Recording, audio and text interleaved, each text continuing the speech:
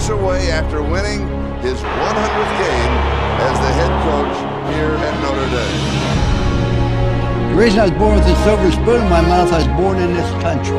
It isn't what you have, it's what you're taught about the values of life. We trying to save souls. So there's a rule in life that you're either growing or you're dying. And like an old friend once said, we as Americans need to start winning again. Everyone should ask this question. Am I willing to endure the pain and the suffering and the sacrifice it takes to be a champion?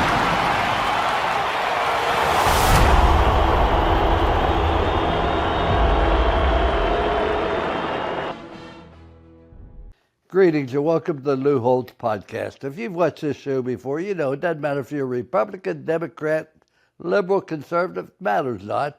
Doesn't matter if you're white, black, yellow, or any color in between. It's about bringing back the culture of this country. As you know, the culture of any organization is critical.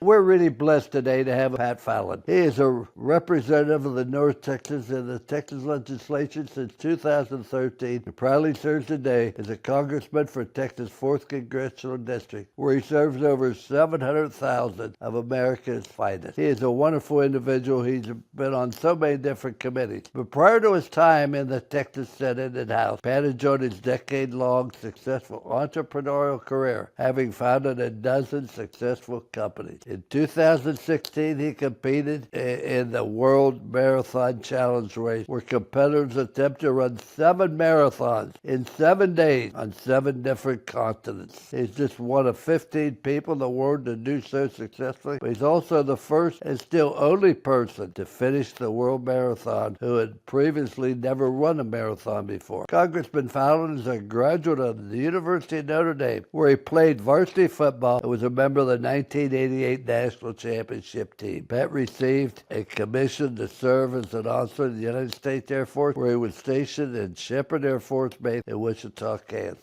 Pat's been happily married to his wife for 19 years. They have 2 boys, and I want to tell you, they're outstanding young men. Pat, welcome to the show, and you humble us by being with us. No, Coach, thanks for having me. I was looking forward to this all. Well, Pat, it's an honor to have you on the show today. And most of the people know you're Congressman Fallon. But for our relationship, it goes back to when you played for me at the University of Notre Dame on our national championship team. What was the motivation for you to even play football? Well, it was a game that we loved, and we would play it just when we were kids, particularly in Massachusetts. We'd play it in the streets when we had a snowstorm. And it was just the thing that I loved the most. And I had kind of big hands, and so I'd like to be a receiver. And I love the challenge of it too. You have to get really physically fit if you want to excel, I guess, in any sport. But they say football is a contact sport, as you know, Coach. It's not a contact sport; it's a collision sport. Basketball is a contact sport, and you have to be prepared. You can't in any given play, if you're not completely into it and you're not protecting yourself and you're not in that football position, then you're in trouble. And so I really love that challenge and that ability, and I tended to be a little bit better than, at least in my neighborhood. I know on the football team at Notre Dame, I wasn't all that great, but Well, no. You're being humble, Pat. You were a very good football player, but you're there with people like Dawson, Derek Mays. I mean, we had some great receivers there. Rocket Ishmael, son. So you were a good football player. You were just on the best team in the country on that. But I'd like to correct you. Dancing is a contact sport. Yeah. That's how I look at it. But what was the transition like from Notre Dame to serving in the Air Force? Well, Notre Dame, Coach, you had built so many great memories for us, and you would say us. I can still hear you in my ear when you said things like, if what you've done today has impressed you, or what you've done yesterday impressed you, you haven't done much today, that kind of stuff. And if you score a touchdown, act like you've been there before. And, it was also the discipline that you instilled in us, and being able to get outside our comfort zones and challenging ourselves. Because when we were at Notre Dame playing for you, we were at prime physical fitness. And that's just not about fitness. That's also, when you're that fit, you're more mentally acute. You have confidence. You have discipline. You can delay gratification. And when you take those principles and those virtues and you instill them into your career, and because as you always said, you were a teacher first. football coach second. And those values that you instilled in us really helped me in my Air Force career. And I also already readily accepted being a part of a team and being part of something greater than myself. The Notre Dame football team was greater than I was, and it always will be. And as you said, when people come to Notre Dame, we're not going to become you, you're going to become us. And it was the same in the Air Force. It was that same principle of I'm part of the greatest Air Force history has ever known.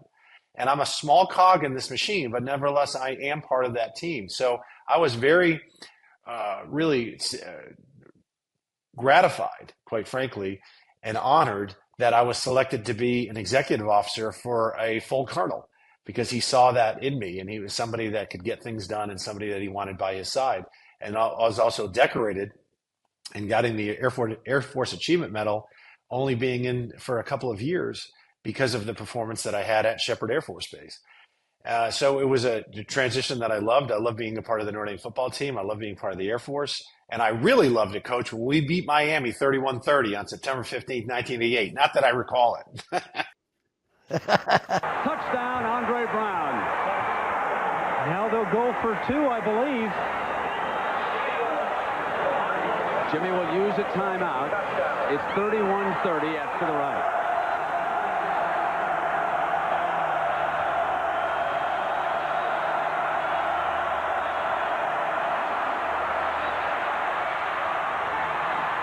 Incomplete.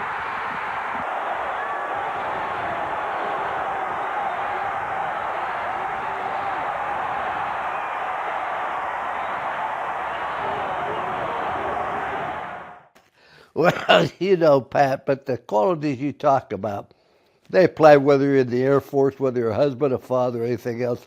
I never felt I coached football. I felt I coached life, and you try to get people to make good choices. But what inspired you to enter the world's greatest challenge? I can't think of a greater challenge than running 7 marathons in 7 days on 7 different... The countdown begins when the first marathon starts in Antarctica. There are 168 hours to complete 295 kilometers of running while traveling 40,000 kilometers around the Earth. Athletes must endure sub-zero temperatures, scorching heat, and cool nights as they attempt to join the exclusive Intercontinental Marathon Club. The outright winner runs the fastest average marathon time across the 7 races. Millions of dollars are raised for charity. It's survival of the farthest. Continents. What motivated you to do? Well, yeah, that was a very tough physical challenge for sure, Coach. There was a little boy named Johnny Wade from Jerseyville, Illinois, and he was suffering from brain cancer, myeloblastoma, and at a 1 year survivability of just 5%. And he was fighting for his life, and he was so selfless. His mother, he was a friend of a friend. His mother asked him 8 months deep into his treatments, Johnny, if you could do any, this is an 8-year-old boy, if you could have one wish, what would it be? And you would think that he would say, like we would, well, I'd like to get better. I'd like to be healthy, Mom. That would be my wish. He didn't say that. He said, I just wish no other child has to ever get cancer. So he was tremendously selfish to have that kind of vision beyond your years. It propelled me to want to help him in some way. And how could I help him? I'm not a wealthy philanthropist. I'm not a medical researcher. I'm not a medical doctor.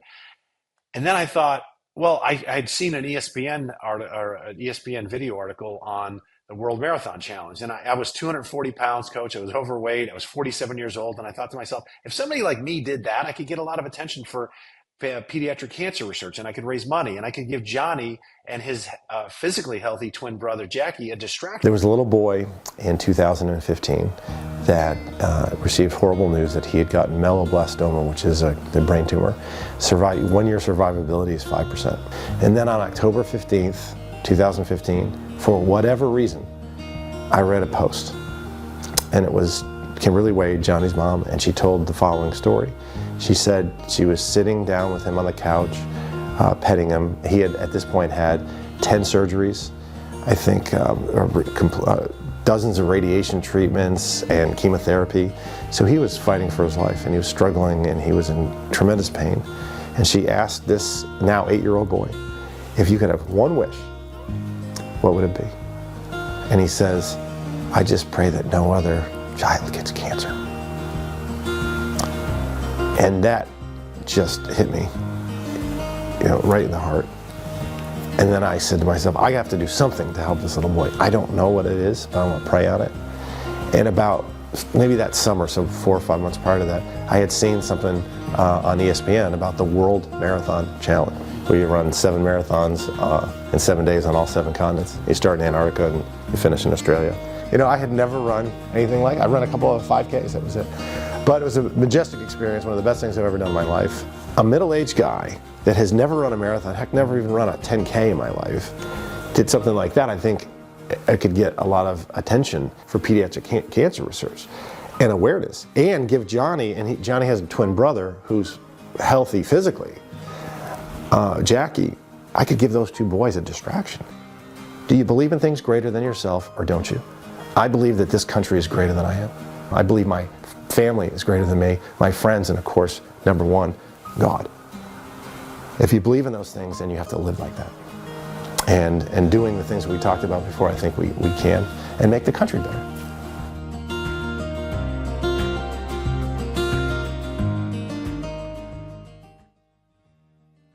To go around the world. So I sent him a globe and I told him where I was going to go. And Johnny thought I was crazy.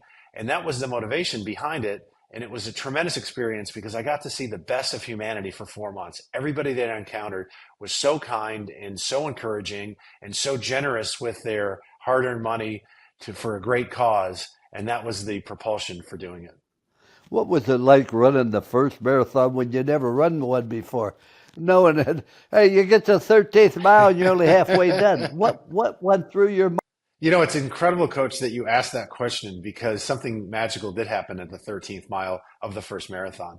I had been training for 85 days. I was running, Coach, people ask me when I started, hey, Pat, how many miles you run today? I go, miles? Heck, I ran mailboxes. I ran 7 mailboxes and I stopped. I went from that to 85 days later being able to run 20 miles at a clip, and I could run 8 miles in an hour. And I lost 35 pounds in 85 days. But that took tremendous discipline. And that's where I heard your voice in my ear saying, you've got to push yourself. You got to believe in yourself because you can do things. You just have to believe in it. That's where it starts, is that belief. So at the 13th mile in Antarctica, nonetheless, Coach, our first marathon was on a glacier in Antarctica, in the interior of Antarctica where there is no life. And after slipping and sliding on this ice for 13 miles, I wasn't getting the purchase I was used to on a sidewalk in Texas. I was going to give up. I was like, I've had it. I'm physically spent. I cannot go another step. And I just took a moment at the 13th mile. I was by myself. There's no sound when there's no life. And I just opened up my arms and I prayed. And then suddenly I just felt like the Holy Spirit take over. And, I smiled and I said, oh, it'll be fine. I just have to worry about the next step. I don't have to worry about the next 13 miles. Just focus on the next step. And it got me through it and I finished. Well, tell me, what's the status for John? Unfortunately, Johnny passed away right before I embarked on the marathons. And I wasn't even sure if I was going to then do it. But his mother, Kimberly Wade, called me and she said, no, I want you to do it because Johnny's last wish was that no other kid gets cancer. And if you do this, Pat, you're going to help raise funds. And with the Wade family and my wife and I, we've been able to be a small part of raising a few $1 million for pediatric cancer research. So I was very glad that we could do that and honor Johnny's memory. And I honestly think he was my guardian angel through that whole process, Coach. Well, it's also why you were a good teammate, Pat, because you're very unselfish and you're disciplined, decide what you want to do. But what do you think contributed to your success as a football player, then in the Air Force, then as a businessman, and now as a congressman? What do you think has really enabled you to do these things? Coach, it was something that I noticed about the growth within myself from being in high school to being in college, playing under you. When I was in high school, when I had people competing for a job, I was rooting against their success and rooting for my own because I was selfish and narcissistic as a 17-year-old. I wanted to be the star. I wanted to be the lead singer in the band. And it was all focused on me versus them. But then at Notre Dame, when you grow up more, you realize it's never been about me versus anyone else. It's about me versus the abilities that the good Lord blessed me with, and am I going to use those abilities and talents to my fullest potential? Am I going to be the best version of me that I can be? So at Notre Dame, you're competing against your friends, your roommates, like Antoine Lark and Pat Terrell and Rocket Ishmael. Of course, Rocket was a superstar, but I was rooting for their success, and I just wanted to do really well also. And that was the growth portion. And so when you go into business, I tell people, and particularly young people in colleges, I say, if you're going to go into business, do not go into business to make a lot of money. Go into business to help other people. Because if you do that, like your good friend Zig Ziglar used to say, if you help enough people get what they want out of life, you're going to get what you want out of life. You can have everything in life you want if you'll just help enough other people get what they want. That's true in your personal life, it's true in your family life, it's true in your corporate life. So I became a disciple of Zig Ziglar. I became a disciple of Lou Holtz, and saying that I'm going to be the best version of me. I'm going to be positive. I'm going to be full of love, and I'm going to try to help people and provide them with a service or a product that they're going to want. And in doing that and focusing on that and taking care of my employees, I think we're going to have some success. Pat, you bring up a great point, as I've said so many times. Life's a matter of choices. And wherever you are, good or better because of choices you make. And you make choices that are beyond what the average person would do. You look beyond the average horizon. You look at what you can do basically for other people. But what motivated you to run for Congress? I mean, you were never a politician on the football team. Well, it really was, Coach. Love a country. I am a patriot, as you are, and I understand that the blessings and the bounties that this country has provided us, it's the greatest country history has ever known. And I do feel like you should serve. I loved it when you said to us once, the listeners out there are going to love this. You said to us, we were all in a group meeting, and you said, somebody said, Coach, are you getting paid? I heard that you're doing all these speeches because you're one of the best speakers in the country. And you said, well, I always do one speech for Notre Dame. I do one speech for charity, and then I do one speech for myself because there's nothing wrong with making a little money. And that was that was great. There is nothing wrong with making a little money, but focusing on when you speak to people, I cannot tell you how many folks have come up to me when they understand that there's a Notre Dame connection and your name comes up and they'll say, I saw Lou Holtz speak here or there, or I met him once and he was such a kind and wonderful man. You change lives when you can instill the lessons that you've learned and have had success with others to, again, motivate them to be the best people that they can be. And that's really, really heartwarming. Well, I always said, I speak for free. You pay me to travel. That was always the difficult thing. Being away from your wife and your children was always difficult. But how did you decide to run for Congress? Well, I thought that two things that I wanted to address and fix, because a great friend of mine, Doug Deason, asked me, if you could fix one thing and never run for political office again, what would it be? And I said, well, actually, Doug, there's two things. I want to secure our border, and I want to balance our budget. Because I really do fear, Coach, that from a fiscal standpoint, we're on the precipice. And we've got to, the debate seems to be just whether or not to hit the brakes. And we don't not only need to hit the brakes, we need to turn the car around. We're on a fiscal cliff here, and I'm worried about BRICS and adversaries like China and certainly Russia, but also economic adversaries like India and Brazil and South Africa have joined this BRICS where they're trying to compete against the US dollar. And we need to have that dollar be strong because really our economic foundation is where everything else spawns from and that growth. We have a lot of freedom because of our economic strength. We project military power because of our economic strength. And we've got to get our fiscal house in order. And I want to start talking about seriously a balanced budget.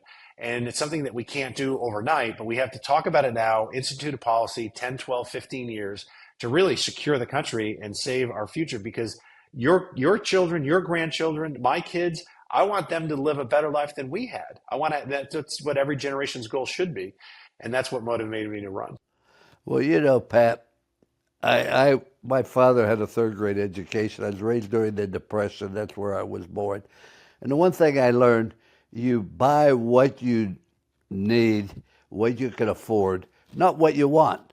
And the problem we have in politics today, everybody does whatever they want without looking at what can we afford.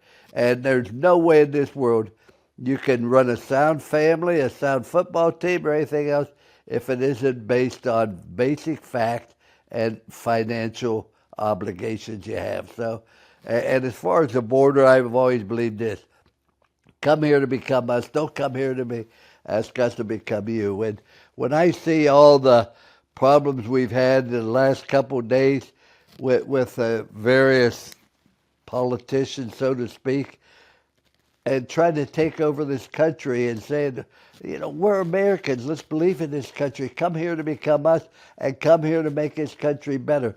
And too many people come here because what the country can do for them, whereas I think it was John F. Kennedy said, ask not what you can do for your country or what your country can do for you, what you can do for your. And so, my fellow Americans, ask not what your country can do for you. Ask what you can do for your country.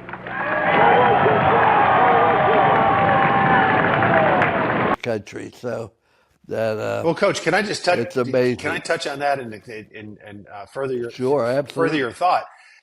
We are better. Western culture is better. Freedom is better. Rule of law is better than authoritarianism. And I find it interesting that our greatest geopolitical competitor, China, Coach, do they have an immigration problem? Are people trying to break down the doors, trying to sneak into China? Nobody is, other than North Korea, because they have even less freedom. But throughout civilization, for the last 12,000 years, people have always flowed like a river. We flow toward liberty and away from tyranny. We always have. That's why this country still has billions of people that want to come here. Nobody's breaking into Russia. Nobody's breaking into China or Iran or North Korea or Cuba. They want to get the heck out of those places to come here. And even inside our country, people vote with their feet. We flow toward liberty. It's not a coincidence that Texas is growing, that Florida is growing, because we have limited government, low taxes, reasonable regulation. California, for the first time in their history, lost an electoral vote. Illinois is bleeding population. New York, New Jersey. Those models don't work. That's why people are coming here. They don't move to Texas, Coach, for our majestic mountain vistas or our refreshingly cool August afternoons. They're coming here for liberty, for opportunity, for a chance at prosperity. And they feel that they have a better chance at those things in Texas rather than in states like California or New York. Yeah, but don't come here thinking it's guaranteed. Come here because you're willing to work. What is your favorite piece of legislation you've worked on? Well, I think the most important ones are, of course, the Balanced Budget Amendment and H.R. 2, which was the omnibus border security bill, because those are just so terribly important. And what I like to do too, Coach, is kill bad legislation and expose it for what it is. I mean, when the Democrats were in the majority, they were trying to make Washington, D.C. a state. And their argument was that it needs to be a state because no taxation without representation, et cetera, et cetera. When you read what the founders said about the District of Columbia, it was clear that they didn't want it to be a state. They didn't want to have the federal seat of government in any particular state. That's why they made it a federal district. And then they, of course, threw race into it and said, oh, because it's a African-American majority, you don't want to make it a state. And I said, well, I looked things up. And for 170 years, it was a white majority, and nobody talked about making it a state then either. It has nothing to do with that. And I cannot stand the left's constant drive for divisiveness and trying to divide us along racial lines, economic lines, ethnic lines, religious lines. How about e pluribus unum, from many one? We won a national championship under your tutelage and guidance because we were one. We were brothers. And to this day, we're still that way. It is a lifelong bond. And it just mattered about what you were going to do, who you were, not what you are. And that's what the values that we need to expand across this country. It's amazing because we talk about the culture of a country, which I think is the thing we've lost more than anything. I could write a book titled Freedoms That We've Lost Since I've Been on this earth 87 years. But will the two sides ever come together? It seems to me that we have one side that's so violently opposed to the other. I don't recognize did they go to the same schools I did? How do they think the way they do?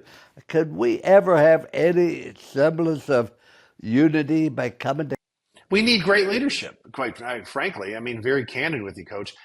Nancy Pelosi was the most partisan speaker in history. I've never spoken with her.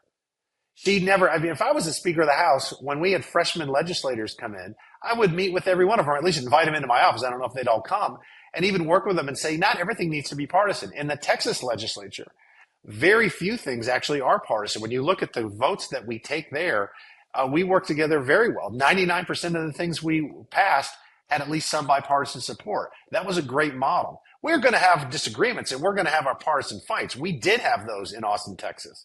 But in Washington, folks like Pelosi and Chuck Schumer have made everything partisan. We don't need that. So when we get better leaders that lead their party, and I think Mike Johnson, our speaker, has reached across the aisle, we're going to fight for our virtues and our values and our conservative principles.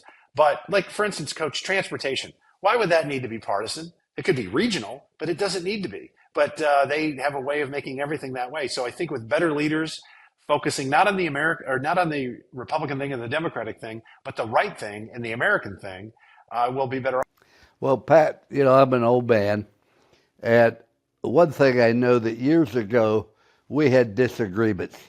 We had disagreements, but we didn't have a problem. We have a problem today. Why? Because we have different objectives. In other words, years ago, Republicans, Democrats, they wanted this country to be safe and be successful. They had different ideas how to achieve it. I understand that. That's a disagreement, but that we have a problem because we have different objectives now, and that's what worries me about this. Well, like you said when you came into Texas in 2018 to help me when I was running for the Texas Senate, so very graciously, by the way, and you said there used to be two paths to the same goal. Now it seems that we have two paths to two different goals. And that's sad. Yeah. I mean, I want to see America succeed. I want America great. I want America free. I don't want, in a perfect society, we wouldn't have anybody on welfare. In a perfect society, we would have a secure border. But we can't have everybody be that way as well, because otherwise we'll be a third world nation. I mean, I don't want to brag, Coach, but I'm a trillionaire. I have a bill, $100 trillion bill from Zimbabwe. It's $100 trillion, and it's worth 64 American cents because they had such hyperinflation. We've got to take these things seriously, and we have to tell folks we got addicted to receiving $1 worth of benefits for 80 cents, and there's going to be a day of reckoning at some point. And I would rather take care of that now and spread out a plan over 15 or 20 years rather than just go into austerity at some point in the future. And we only can do that if we work together. So, and that's what I'm doing here, and that's why I ran for Congress. We couldn't agree with you more. Now, Pat, you've been married for 19 years. Beautiful wife. You have two beautiful sons. How have you managed to keep your family together and still be a good father? Because the most important role we have is as a father and a husband. That's more important than being a congressman or anything else. But how have you kept it together when you're in the Air Force, you're in business, and a variety of different things? What has been the secret to your family? Well, Coach, just as you said about travel, that's the hardest part of this job, is getting on that plane every week and coming to Washington. So I have a little secret I'll share with you. As soon as we're done with votes, I'm like a cartoon character, and you just see dust. I go right back to Texas. I do not stay here any longer than I have to. As soon as we are done, I'm in a car headed to the airport. And when we start votes at the beginning of the week, because you can do your work from home. You can do a lot of research. You can make lots of calls. You can call other members, when you're plotting and planning. And Speaker Johnson, by the way, Coach, I ran his campaign for Speaker back in October of last year. And that was obviously, a success. And if Mike Johnson's successful, the country's successful.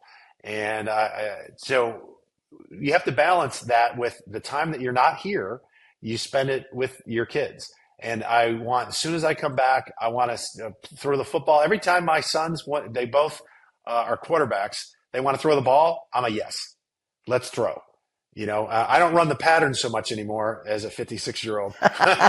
They run the patterns and I'm a little bit of the QB, or I'll jog him. But spending that quality time with them and, explaining to them that success, if you want to be, and I tell them this all the time, if you want to achieve great things, because they're young men, they're 17 and 14, they have big dreams. I said, you have to be willing to do things that most people are unwilling to do. It's just that simple. Amen. If you want to be a great quarterback, you're going to have to, like you used to say, What determined? Everybody wants. This is what Coach Holtz said, folks. He would say everybody wants to play when the band's. Everybody wants to be on the field when the band's playing. There's 25 million people watching at home, 80,000 people in the stands. How many people want to? Go ahead. You say it better than me, Coach. When the band's playing, the crowd's cheering, the TV lights are on, that's when everybody wants to play. That is when you win. But I do believe this, Pat, that the amount of time you spend with your family isn't near as important as the quality of time. There are too many people who spend time with their families, but their mind is still Washington or their mind's on politics. You got to be able to give your undivided attention to your children and your wife. And we went out to dinner every Wednesday. That was a rule. And I didn't even listen to her, but I acted like I did. And she would talk the whole time. My mind is on the split second.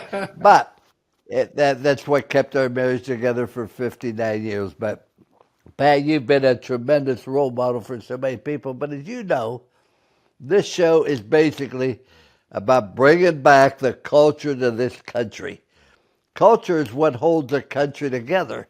And Pat, I'm really worried because we've lost our culture. We have so many people come here and all they're waving a Palestinian flag or something else. But what do we do?